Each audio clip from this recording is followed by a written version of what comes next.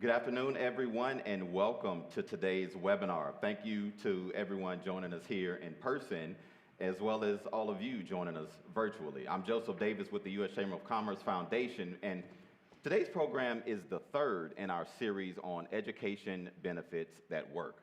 We'll be focusing specifically on a new approach called skill savings accounts. Now, why is that important? Well, in today's economy, skills are changing faster than ever before. Workers and employers both feel the pressure to keep pace, and meeting this challenge requires agility. It also requires collaboration between business, workers, education, and training providers. Skill savings accounts represent a financial innovation. They keep employers invested in their workforce, they support workers in getting high-quality training, and they enable innovation in how education is delivered. Now, over the next hour, we'll hear from experts across sectors. We'll explore the challenges workers face in financing their education. We'll learn from real-world partnerships that are making a difference. And we'll discuss innovations that can strengthen upskilling and reskilling nationwide. So with that, let's get started.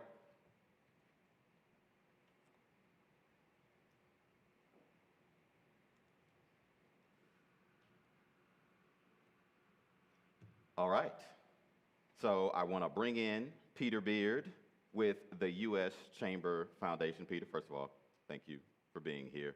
I want to get into the why behind SSAs, but for folks that may not be familiar with it, can you give us a little brief primer on skill savings accounts? Sure. I mean, the idea is, can we create an account that would operate very similar to like an FSA or an HSA so people can contribute to it and then be able to purchase and finance educational opportunities or training opportunities that support their upskilling and reskilling.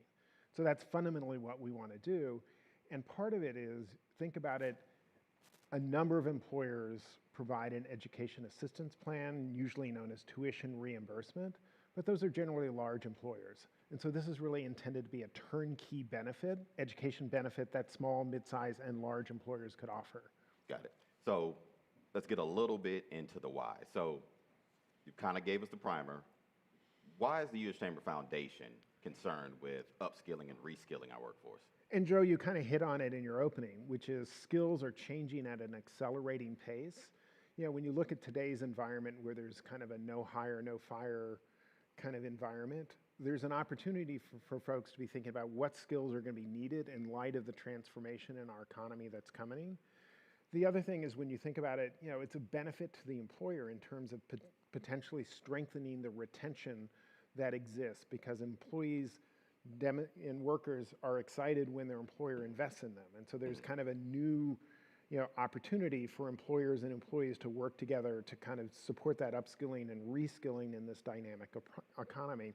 And then at the end of the day, it really benefits workers because, as some of the research has shown that McKinsey has done in the American Opportunity Survey, is workers are more and more are asking for the opportunity to get new skills and find new pathways to grow. And at the same point, how do we ensure we're actually helping people increase their earnings and economic mobility? Mm-hmm. Now, thinking about scale.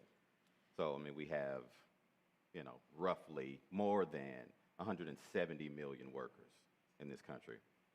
What are some of the challenges to trying to upskill and reskill the vast majority of those workers? I mean, if you take this idea that skills are changing quickly, we've got to find a new way to scale and be able to deliver at scale upskilling and reskilling for a significant part of that workforce. And so that's one of the reasons to do it. And if you think about it, part of one of the challenges is, how do we help employees and workers understand the skills they already have from the jobs they possess? Because you usually have kind of an idea of, I have some skills, but they're not clearly documented. So how do we help them understand where they are today? How do we then help them understand where they could be? And then how could we then help them find a pathway to that new approach? So part of it is, how do we understand, take and build upon the assets they already have, and then ask them questions in kind of a career journey of like, where do you want to be? And so then how do you leverage those skills, add some new skills to get you to that new destination? Um, Thinking about those challenges you kind of touched on for, you know, workers in this economy, like you'll hear it a lot from the Chamber Foundation, you'll hear it a lot today, and that's solutions. So what are some of the approaches and solutions to kind of overcome some of the challenges? I mean, one of the solutions I think we need to do is really understand from workers what those programs need to be. Convenient, affordable, you know, being able to do it on their own time, not squeezed into like you need to be here from 1 o'clock to 4 o'clock. But how do we ensure that the convenience piece of this, the affordability piece of this shows up? And, you know, and also how do we also then help them understand the tools that they could access to actually support them in the upskilling? The other challenge, and we'll hear about this, you know, in a little bit, is how do they finance this? You know, when you think about it, you know, there are some opportunities for skills training to be free, but probably some of the important quality programs are going to have some cost to them. And how do we work with, you know, ensuring that workers have the ability to finance it without going into debt? I mean, we've heard a lot about the student debt piece of it, but we'll also hear a little bit about some of Pew's research in terms of how individuals are financing non-degree credentials. And then I think the final piece to this, and we'll hear more about this, is how do we partner differently with education and training providers to think about how they deliver those education and training providers to meet the needs of the workers when and where they need it. And so I think those are some of the pieces to it. And then I kind of hinted at it before, which is like, how do we strengthen the ability for folks to do career exploration and plot their journey? And we know that there aren't enough people and workers, whether they're in our one-stop centers, in our workforce boards, or in community colleges, that can actually help people find those careers. And so how do we ensure people have access to that as well? That's right. You teed it up perfectly for our next conversation. We'll get a little bit into non-degree credentials. So I know I'll see you again. So Yes. Thanks for kicking us off. We are off now. We're Okay. off to a flying start. So Thanks, Joe. when we come back, we're going to talk a little bit more about non-degree credentials.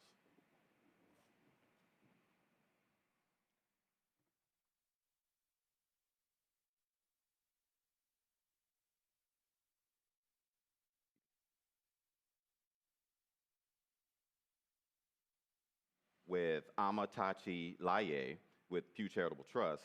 We're going to talk a little bit about non-degree credentials. Got a few questions around Pew's research. And Ama, first of all, thanks for being here and joining us for this. Can you talk a little bit about the research at Pew around non-degree credentials, and then also how some of that's being financed? Sure, thanks for having me. So I'm Amatichi Laye at the Pew Charitable Trust, and we just launched a project right at the beginning of this year looking at how students finance their NDCs, which is just a part of our larger project. The project hopes to support states in implementing evidence-based policy reforms to promote high-quality non-degree credentials. And then, of course, ensuring safe, affordable financing options for students. So our project or our publication is using data from the National Training, Education, and Workforce Survey. And with that survey, we find that interest in NDCs has surged over the decade or so. I think Peter mentioned sort of the flexibility that comes with these programs. So therefore, it's become very popular. So this finding is in line with other research from the National Student Clearinghouse that shows that the number of learners earning certificates reached a new 10-year high in 2025 for the third consecutive year. We also found that students said that they use their own money to finance these non-degree credentials. This finding is new and partially fills the knowledge gap around students and how they finance their NDCs, the non-degree credentials. It sheds light on the sort of financial options available to students but leaves a lot of unanswered questions about the specific sources of financing. When students say that they are financing their own with their out of their own pockets, we are not sure if they are using credit cards or other riskier forms of financing. So that's what the project hopes to uncover. I mean, that leads me to, the obvious next question. You talked about funding, training, and education for a lot of folks using personal debt, for instance, credit cards. Can you talk a little bit about the implications of financing education or training in that way, based on some of the research? Sure. Some of the research that we have heard or seen and anecdotal evidence from stakeholders when we were scoping out our project is that students go to these short-term credentials like truck driving schools or boot camps, and they use their credit cards, and they are sometimes saddled with high interest debt that to sort of lead to credentials of little value. The outcomes from these credentials are mixed. So therefore, it's concerning that students take on this debt, but somehow they are not sort of rewarded with the credentials that will move them to sort of the higher level of economic advancement. Now, thinking about funding sources, can you also tell us a little bit about some of the public funding sources in helping students around non-degree credentials? Yeah, so a lot of states are now investing heavily in non-degree or short-term credentials. We know that one study that sort of tracks these investments in 2025, states over 34 states had invested about $8.1 billion into short-term credentials. So there is interest there. When it comes to on the federal level, I know you probably have heard about Workforce Pell, that Congress has expanded the Pell grants to short-term programs. And many of these may include NDCs, but we still don't know to what extent these will cover some of the NDCs that people undertake. So there is still that loophole around public financing, especially for programs that sit outside of public financing when we talk about private programs, which we know very little about what their outcomes look like or what the financing options for those programs are. Got it. Now, we have about a minute left, but I wanted to make sure I touched on something we're going to follow our conversation with. What are some of the opportunities to kind of increase private financing for upskilling and reskilling? I think according to our analysis, respondents say that one of the top financing sources for their NDCs was employer support. Similar to other funding sources, we are unable to tell from these analysis what actually that constitutes, right? So even though they are heavily utilized, sort of part of our research, part of our project is to sort of untangle or rediscover what the employer support looks like. Part of our research with this data and upcoming data is to really look at the reasons why people take NDCs, if it's employer required, or sort of tie it into the employer support. Got it. There are other financing options out there that we hope to uncover. So we really don't know a lot, and we hope to uncover that part of it. Great. Thanks so much, Ama, for being here, sharing a little bit of the research with us. We're going to actually pick up where we're leaving off here and talk a little bit more about upskilling and reskilling here in the conversation next. Thanks so much for joining us. Thank you.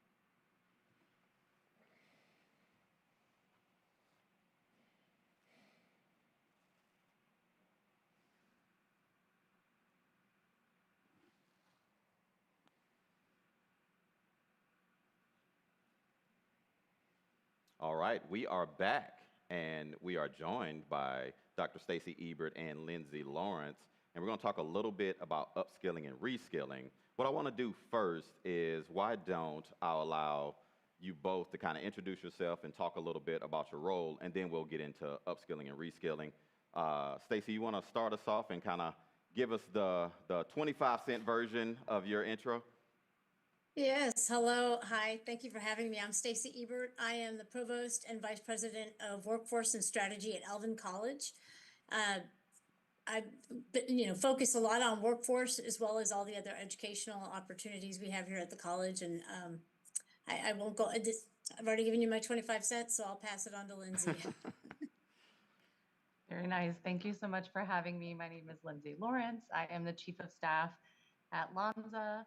We'll get into a little bit about the segment in biotech that Lonza covers, but just happy to be here primarily in my role, seeking change management and alignment in our leadership roles, while also looking to upskill and support our workers as things rapidly change in the environment. So partnerships like we have with Alvin Community College, Stacy and the team, and Pearland Economic Development Corporation, et cetera, are what my role focuses on. That's great. Well, Lindsay, let's stick with you. And let you start us in this conversation, talking about upskilling, reskilling, also partnerships. Can you tell us a little bit more about Lonza, what you guys do there, and what would constitute as success in the workplace? Absolutely. So Lonza as a whole, headquartered in Switzerland, is a global CDMO, so a contract development manufacturing output. So our particular manufacturing we're going to talk to today, and those skill sets that we're going to touch on, focus on cell and gene therapies. So we're delivering life-altering, life-changing, very specific therapies, often patients who are very sick with rare, life-threatening illnesses, both in a clinical and commercial setting, which we'll get into. These are, patients who are very, very sick, who need timely treatment, and often require a very specific set of skills to deliver those therapies. So our colleagues on the floor, we'll talk about a little bit more of those manufacturing skill sets. This manufacturing space, these colleagues are committed to a 24/7 operation in a very timely, sensitive environment, often highly regulated, so regulated by both, the health authorities on our side and also global health authorities. And so these colleagues are trained to hold a specific set of skills, working in this very highly GMP regulated manufacturing environment. You look at production when it comes to environmental monitoring, aseptic techniques, following standard operating procedures to a T, really ensuring that we have absolutely no mistake as we go to production for our patients who need it. Got it. Now, I touched on this in our intro, but could you talk a little bit about how quickly skills are changing and what you all are doing to approach that and address that? Absolutely. So as you can imagine, as mentioned, when we're talking about something that Lonza covers and our customers focus on, these patients who have rare and life-threatening conditions, this is an ever-evolving technology, right? A lot of these conditions and indications, as we call them, have not been cured. They're not in a curative state. They're not even close to in a therapeutic mode where you would have a standard procedure for treating these. So these are often third, fourth, fifth line treatments to get the patients what they need. So with that, based on our customers' needs, their therapeutic outcomes vary. So one process for a customer that may require heavy manual oversight, delivered bedside, for instance, at a university or at a hospital, varies greatly from a process where a commercial product is made in large batches, and you need to have that process down to a T in a very collaborative environment and a very quick environment where varying timelines for patients, it varies. So we can talk a little bit more about what that requires, but you can imagine, especially in something as novel and growing as cell and gene therapies, the technologies themselves, the funding for that, the inventions and the research behind it are changing on an hourly, minute-by-minute basis. So those skills change as well. Great. Well, that kind of leads us to my interest in the partnership. So, Stacey, I'll come to you on this one. I want to hear perspectives on both sides on this one. Can you talk a little bit, I guess, first about Alvin Community College And then why was it important for you all to partner with Lonza on, a partnership that obviously dedicated to helping students and future workforce? Yes, sure. So Elvin is located a little bit south of Houston. Our service area expands from Pearland down to Lake Jackson. And we were approached by the Pearland Economic Development Center, with asking for assistance and a workforce pipeline because Lonza was basically coming to town and wanted to have a trained workforce. And asked if we were interested or able to help out. At the time, we did not have a biotechnology program, but we of course said yes, we'd definitely be interested. And we have excellent faculty, staff, subject matter experts here that were willing to take on the challenge. So basically, we set up an appointment to meet. We did a tour of the facility and discussed kind of what their challenges were and what they were looking for. And the partnership began pretty much at that point.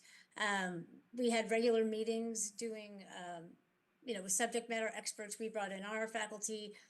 We met with their trainers, their scientists, their site managers. They were very generous in giving their time to help us develop the curriculum, and went back and forth and made sure that we were covering everything they needed. And one of the big questions was, do they need a bachelor's level degree? And the answer was no. So we said, what do they need? So we really focused in on what skills does this position that you're looking for need? So as we went through, we actually developed 2 smaller short-term certificates. One, the first level is a material handler, and the second level is a core lab technician. So that they can, become employed. We said, what's your basic entry level? Like, where could they get their foot in the door? And then how can we develop from there? And so we, like I said, went through all the competency skills, had back and forth checks. We've even, revamped the curriculum a few times since we kicked it off in 2023. So it was a wonderful start, and for continuing this fabulous partnership, even still as we talk about new things we can do moving forward. That's great. And Lindsay, I guess same question for you from your perspective. Why was it important to partner with an education institution for your organization? Yes, absolutely. And Stacy touched on it. This is about technical readiness. So, I think the sort of, if we call it the old school way of thinking, of course, was that everyone coming to our manufacturing facility would have a 4-year degree, primarily in biology or chemistry, or even some of our biomed engineers, engineering folks. And what we found was, as the region taps into more biotech, specifically cell and gene therapies, as we've touched on already in this segment, cell and gene therapies and the technologies themselves are rapidly changing, day by day, hour by hour. So we need a workforce, and we need recruitment efforts at place to really meet those students and meet those employees and those new hires where they are, and then upskill them quickly. And so what we found was that requires technical readiness, that requires more hands-on skills, more in the lab or on the floor, and sort of that bench to floor mentality. So what we focused on was technical readiness. We knew that Houston primarily, especially one of our larger centers of excellence, that Lonza has here in Houston, Texas, was really coming up on the Third Coast as an area that was quickly, opening more, expanding more manufacturing facilities. We're seeing some of our competitors and other cell and gene outputs really coming up quickly, tied into the medical and research community that Houston already had. We knew that we were going to need to migrate and move workers here.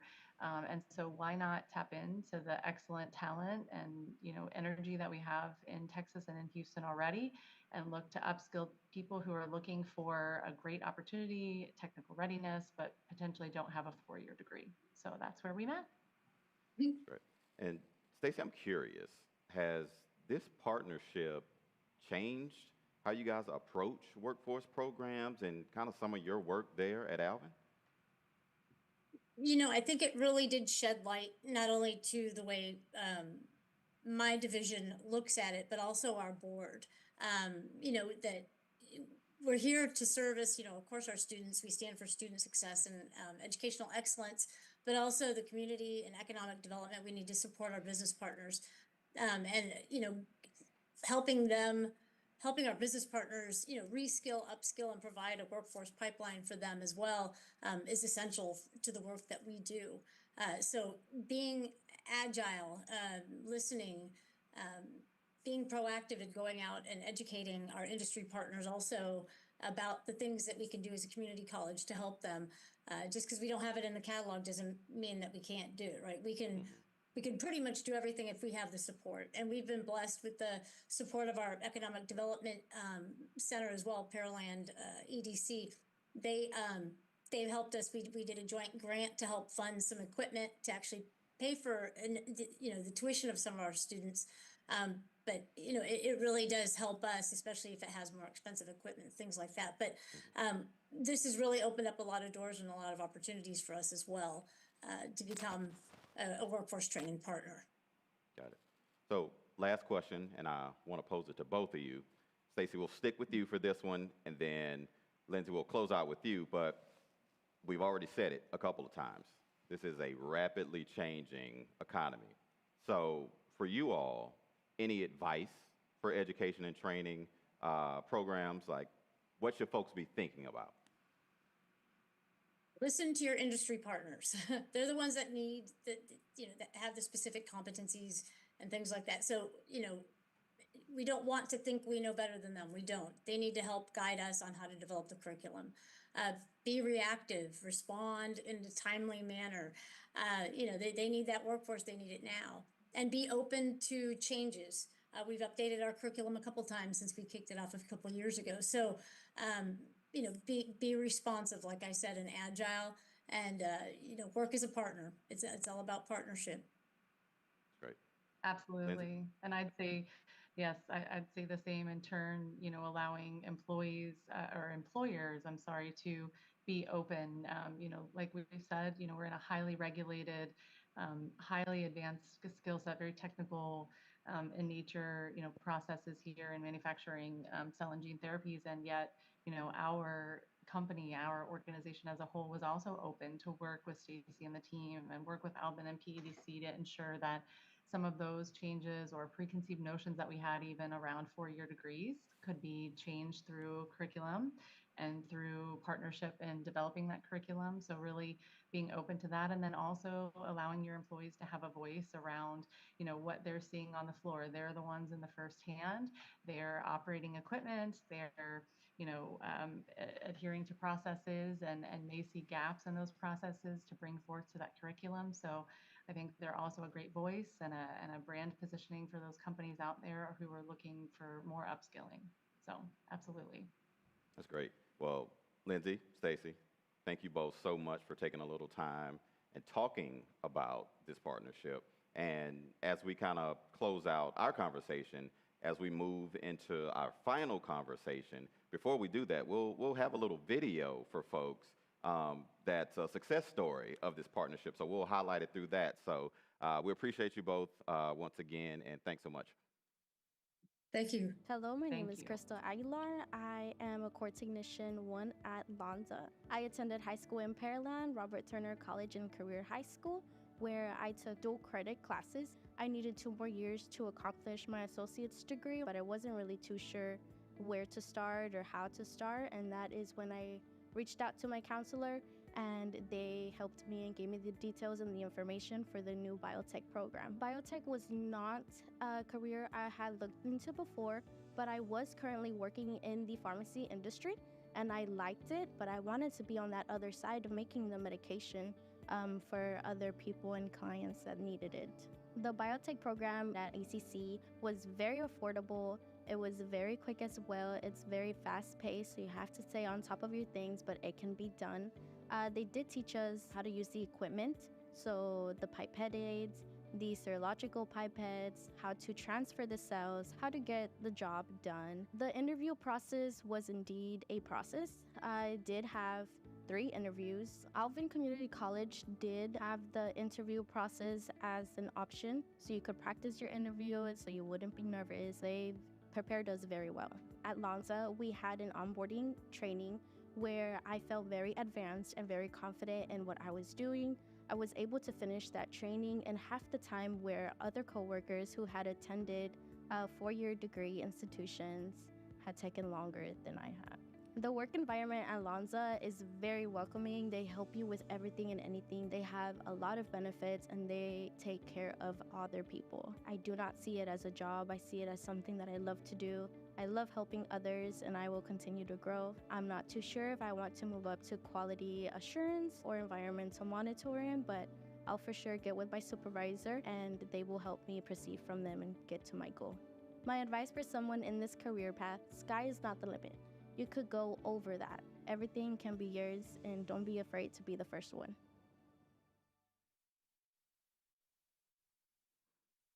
That was excellent.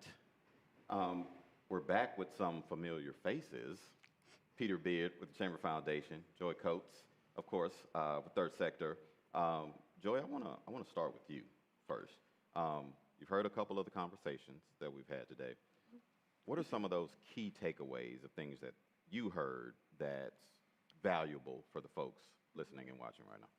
You know, what really resonated with me was regardless of who was speaking, there was a clear kind of call to action to all of us to focus on the workers as learners simultaneously and really think through collaboratively what are the barriers that they're facing and how can we alleviate those barriers. I was super encouraged to hear about the different approaches by industry to some of the programmatic design, and I think it really speaks to the fact that all of the stakeholders in this space, be they someone from an intermediary like myself, be it an employer, state, nonprofit, everyone has a role that they can play in alleviating these barriers for learners and really quantifying not only how we alleviate barriers, but how do we measure success? So if we're talking about credentials, which ones? How long is it going to take me to take this credential? How much is it going to cost me in terms of not only dollars, but time away from my family? As we all know, adult learners usually do have families or other adult obligations. And then what is my tangible return on investment from these credentials that I'm going to invest this time and money in? And I think once we, as several of the speakers have already articulated, once we keep that focus, we'll be able to really drive toward the outcome of economic mobility that'll be independent of my credential is better than yours, more so the field and the adult learners themselves are telling us these are the skills that they need. This is what will actually help them to work from a position of strength and really attain that upward economic mobility. Mm-hmm. Thinking about your role at Third Sector and what you all are working on, what are you doing right now in terms of strengthening, upskilling, and reskilling? So as I shared, like the last time that we all had the pleasure of being around the table, we are working on a multi-work stream initiative through the Sabrangi Foundation in partnership now with California, I'm sorry, some of our California funders. And then also leveraging some of the dollars that we'd gotten from the Walmart Foundation.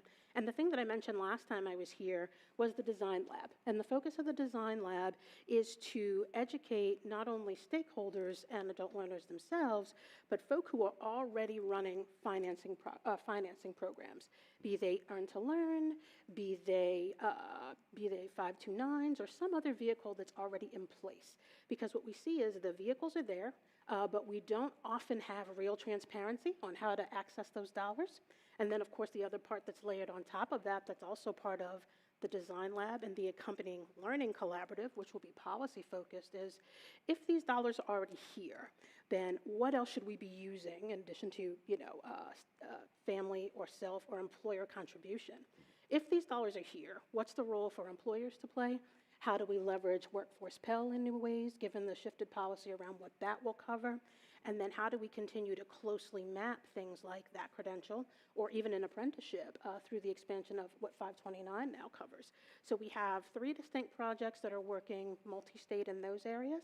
And then we are going to stay focused on not only the support and implementation through TA, but also the developing of replicable proof points so that others can do this work. And some of the states we're not as deep in, like Mississippi or Alabama, as we find that in the rural South, sometimes there are really particular needs that we want to be sensitive to, but also leave the autonomy in those states to implement what we're learning in California, Ohio, Massachusetts, and other places in the way that resonates most strongly with them.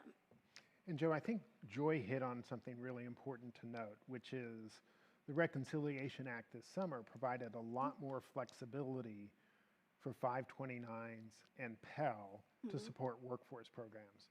But it's probably not sufficient. It's important, Right. but it's probably not in terms of when we think about how many folks need to be upskilled and reskilled, how many of those can actually access those programs, whether it's enough. And that's part of one of the reasons why we're thinking differently about this. But I think do need to acknowledge that we're seeing, you know, the public sector beginning to innovate to allow more workforce programming to occur. Well, let me transition to you then. You hit it, innovation, one of our favorite words here at the Chamber Foundation. What is the Chamber Foundation working on in terms of innovation around upskilling and reskilling? I mean, I think there are a couple things we're working on. One, you know, I talked about the skills savings account, which is really an account that has worker and employer contributions so that there's a shared risk going into that. But the other elements gets to this point of how do we ensure we can document the skills once and have them continue to be documented over time so you have a portfolio of skills. So our learning and employment records become an important part of that, which is how do we ensure individuals that complete a program get a document that says these are the skills that came with what they did. And you know, it's kind of that whole work that we're doing to kind of think about the skills wallet that people can take with them is another piece to being able to document that piece. And so those innovations become critically important. Yeah. Can we stay on the skills wallet just for a can. minute? We Just for a can. shameless plug? Thank No, you, that's Peter. fine. So some of the other work that we're really excited about that falls into that same area around the learner employment records. We just released a paper earlier this year that Walmart Foundation had supported us alongside ESG. And that paper is called The Future is Portable, right? And so we've been having tons of conversations with Peter, with Jason, and others around not losing sight of what it takes to make that data mobility the front of the conversation. So with the LER question, as we think through, now we understand what it would take to replicate the use of LERs. We've got great standouts in Indiana and other places in terms of what it looks like to really make these wallets something where the learner owns their data. We also had the pleasure of supporting some of the early research on the SSAs, and while we don't have a project on it right now, constantly reference it. But our LER work has really taken off as we think about the tech itself in conjunction with the quality of the credential that's in there and helping workers be able to speak to their skills in a way that it doesn't matter what specific organization they're talking to. If they're in that industry, employer to employer, the way that wallet is set up, they ought to be able to highlight skills, speak to them in a way that there's no question that it fits the bill for what that employer is looking for. And the next iteration of that work, we want to double down on that distinction between the skills first practices.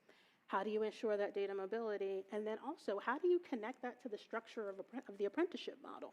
We know not all apprenticeships are created equal, and sometimes that can be good or bad depending on who you ask, but connecting those two conversations around what does the skill mean, what does the program mean, how do we push both of those to the forefront, give the learner the access to their data. And in an SSA case, Peter, correct me if I'm wrong, not only the skills, but the financing being in the same place, in the same interface, so that they know exactly what I'm taking and what it costs and how I can pay for it.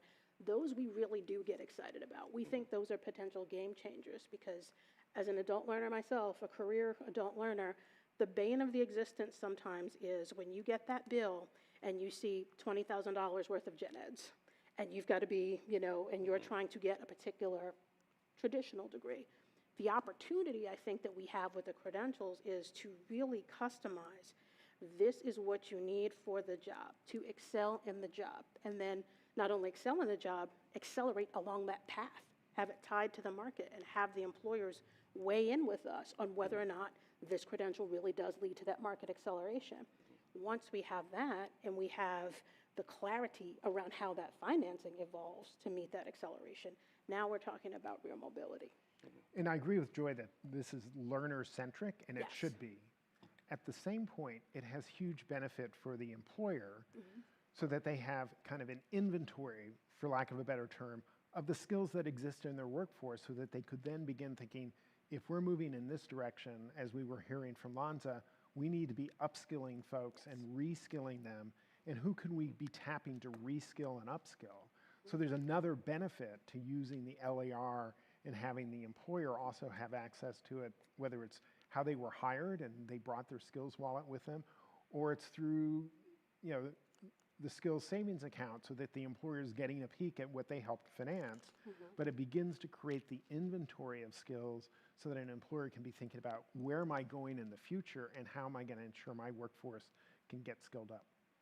And as you were talking about LERs, I was thinking the basis of it for an adult learner, any learner or worker, is to be empowered, being empowered with their information and their data. I want to do a little double duty. So I'm going to multitask because I want to check the chat and I want to see if we have a couple questions. And I'll open this up to both of you, whoever feels like they're more suited to jump on it. So the first one I wanted to get to, and I think this is a good one, what's the difference between skill savings accounts and tuition reimbursement? Peter, I'm looking at you.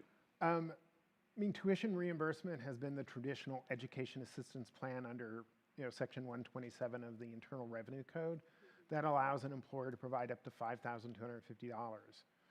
But what we've heard from Pew and others is the worker has to take the risk up front and pay for it and then get reimbursed when they complete the program.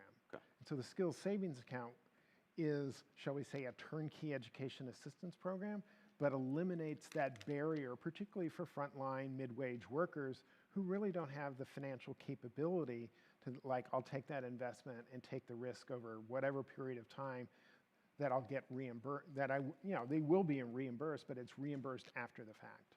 Got it. Another one, again, I'll open it up to both of you. How do we get to a place where skill certifications are standardized enough that all employers recognize them? No, it's a great question, but I mean, what we're seeing is some innovation when employers come together to say, for example, these are the skills that 80% of our project managers have, or oversee products, you know. And so there was a collaborative that Walmart brought together with the Burning Glass Institute that really looked at what are the common skill sets in a set of occupations that probably are up to 30% of the jobs that exist in the workforce, that they all had, whether it was BlackRock or whether it was Walmart or whether it was Bank of America.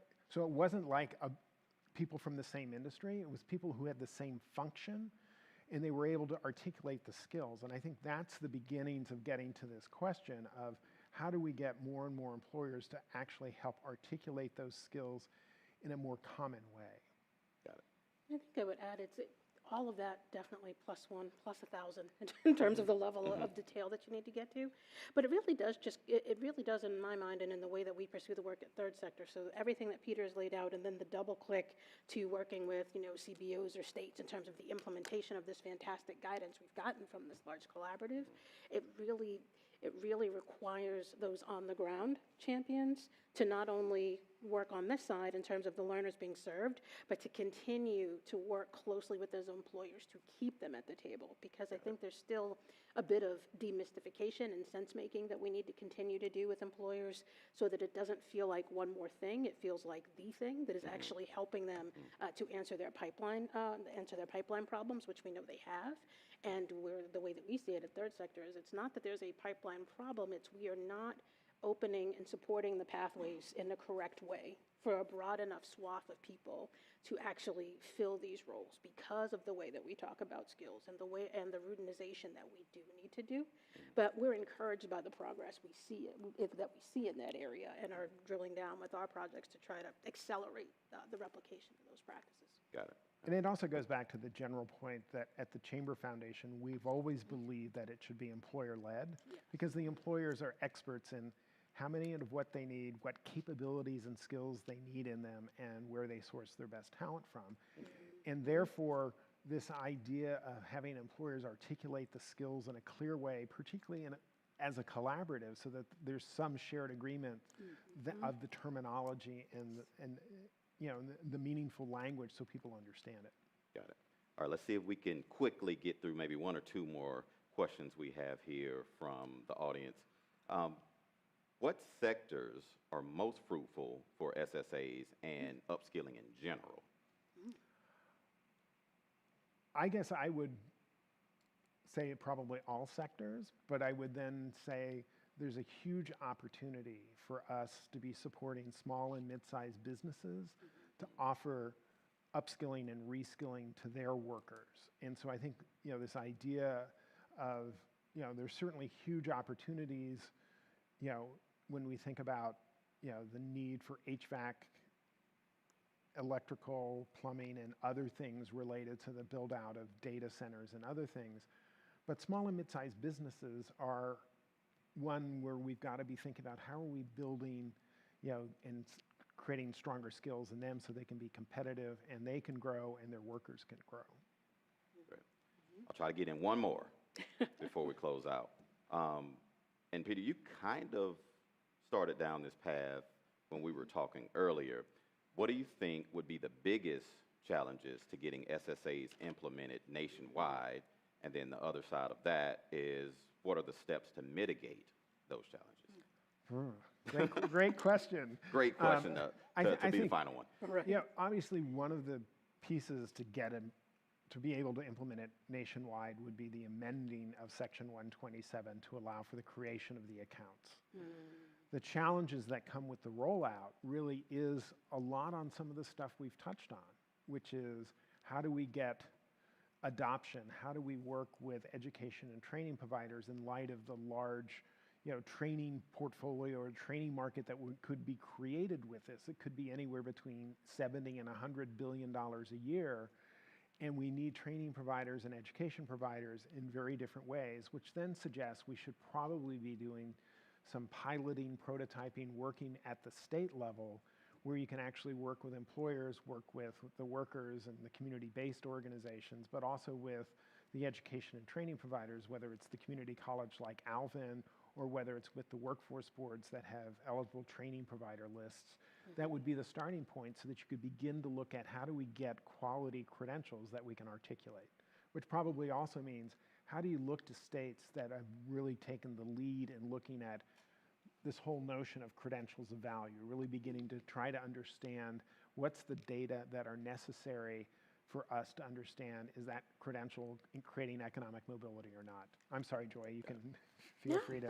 One thing I was going to ask, Joy, I was going to ask you to close us out. One more question. I lied. We'll throw in one more question. Trying to kind of wrap our arms around education benefits.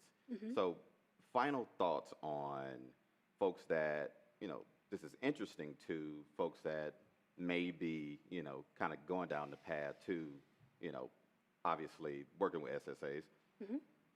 How should we be thinking about education benefits broadly? Like, what's the impact? What would be, and I know I asked you first about takeaway, so I guess one more.